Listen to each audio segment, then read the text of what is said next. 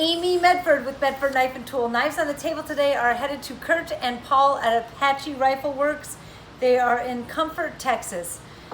They do have gunsmithing, an indoor shooting range, training services, custom rifles. They're both online and in person. If you want to stop down to their facility, the address is 50502 IH, so Interstate Highway 10 West. Again, it's in Comfort, Texas. ApacheRifleworks.com, 830-995-3894. Again, Kurt and Paul are the primaries there, and let's see what's headed their way today. Cool. So we have an M48 tumbled blade green handle with bronze hardware and clip.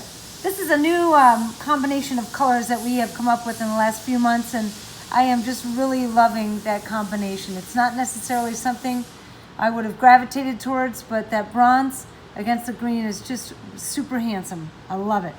So that's an M48. We have 3 smooth criminals.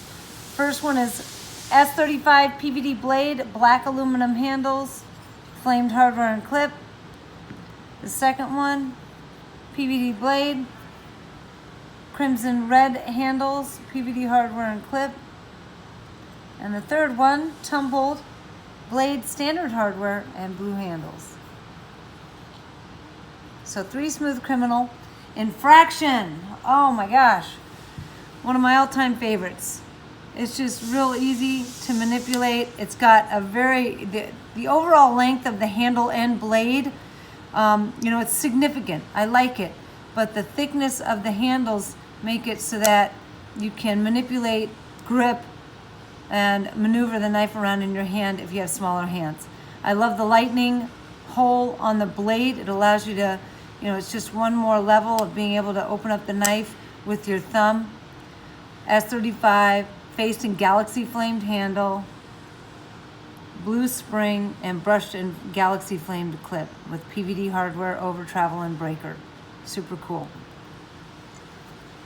Genesis T 3V PVD Tonto, PVD handles and breaker with some really nicely flamed pivots and handle screws, and a brushed and blue clip.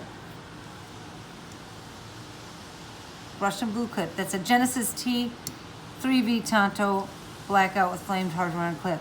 MIDI Marauder S35 PVD Tonto.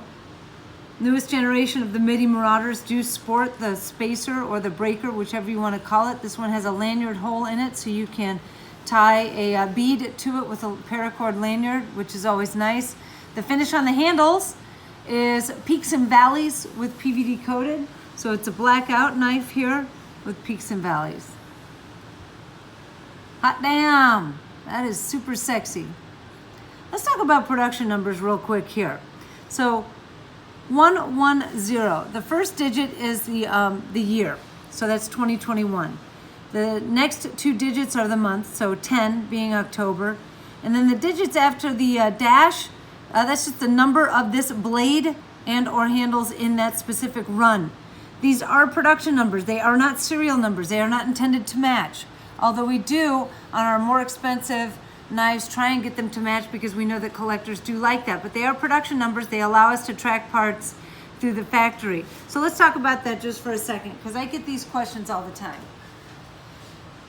Production numbers, serial numbers, people throw that around. So they are production numbers. They are intended for us to track parts internally. The blade follows a different path than handle and spring. The blade goes through rough grind, heat treat, finish grind, unless it's Vulcan, in which case it's rough grind, finish grind, Vulcan. So when the Vulcan blade comes out, it's done. We can't grind it anymore, because if you grind it after Vulcan, it removes the finish, and that's no good. So rough, Vulcan, finish, and then the blade is done. Once it's if it goes out to coatings, then it goes out to coatings. But if it's tumbled, then it goes into our high tumbling finish process. But that's it. The handle and spring, though, the titanium parts, they travel on a different route altogether. They start off in the water jet, obviously. They go into the machining department, obviously, to get precision parts cut into it. And then from there, the titanium parts go on the double disc grinder to get cleaned up, to make them mirror smooth, silky smooth, so that the assembly process is quicker and easier and more precise.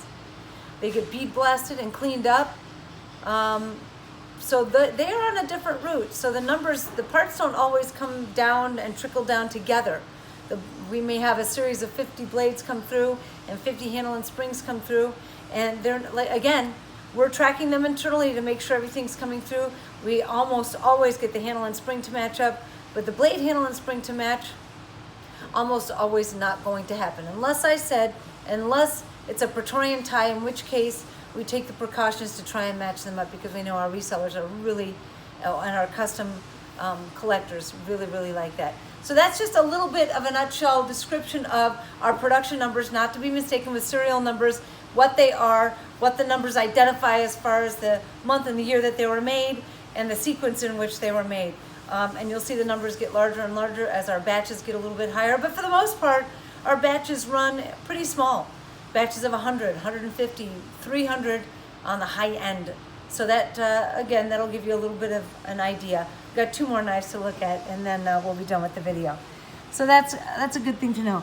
A 187 drop point, D2 tumbled blade, violet to bronze fade on the handles, flamed hardware and clip. And again, those are our numbers right there. So 2022, 04, April of this year, and this is the 68th blade of that particular run. So that is a brand spanking new 187 drop point. The last 187 drop point on the table, PVD blade, tumbled handles, PVD hardware and clip. So that's our reverse tuxedo. And again, there we have 204. So these were in the same batch in 2022, April. We have the 53rd knife or blade here and the 68th blade here. And there you have it. So a little tutorial. Don't you feel a little smarter? I feel a little smarter. All right, you guys, thanks for watching the videos. Stay tuned. Until the next time, peace.